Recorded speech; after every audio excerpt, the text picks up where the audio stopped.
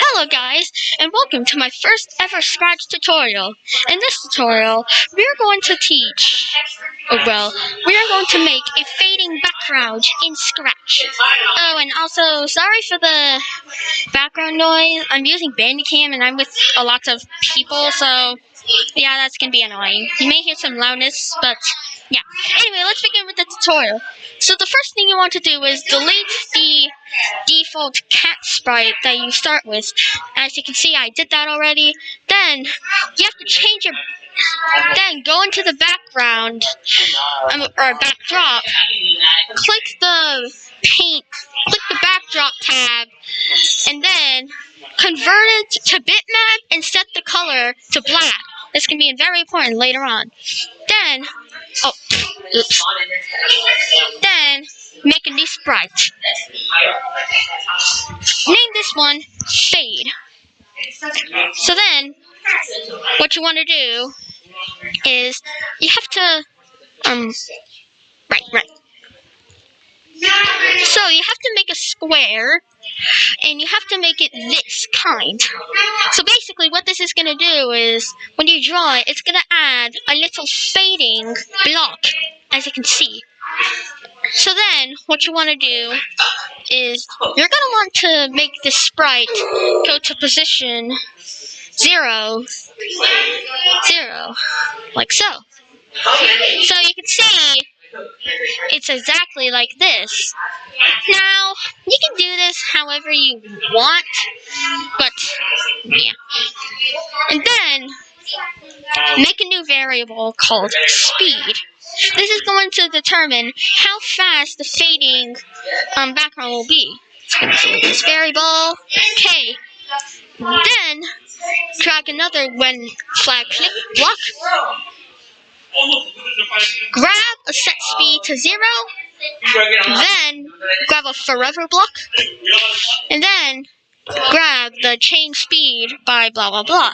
I'm going to set it to 4 because that is the smoothest for me. So then, just in case you have more costumes, set this to costume 1. Just in case. Set speed to 0 again because why not. And then hit this.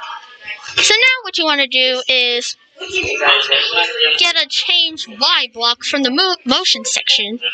So now what you want to do is get a multiply block, and then you want to get this block. Sorry for that loud noise. Anyway, then get this. Then go to the variables tab, drag this variable and put it here. You can do this any way you want. So you see what the problem is?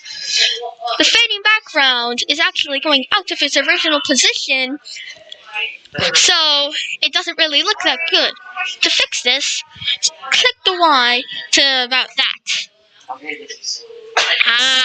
That's much better. That is much better. Now you have a few variables you can fool around with here. You can fool around with this, and this. Just be sure to make it in a balance, or else it'll be kind of weird. Now,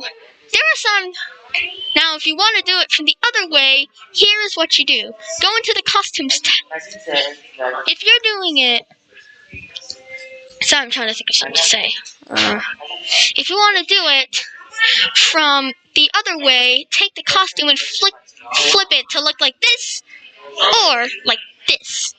If you want to do it like this, then what you want to do is you change the Y position to 250. Now as you can see, now it's going out of the board. We don't want that. So let's change this. And as you can see, it's working perfectly. Now that is some stuff you can customize. Please ignore that loud noise. Please ignore that noise. Anyway, what else you can do is you can change the color of the fading block, but make it bright so you'll be able to recognize it. So if you're coding this, you can tell that it's actually moving. See, look, it's now a cool pink color. Now, if you want it to be more visible, you can decrease the Y. As you can see, it's more visible. Anyway, thanks for watching. See you later. Bye. Get lost.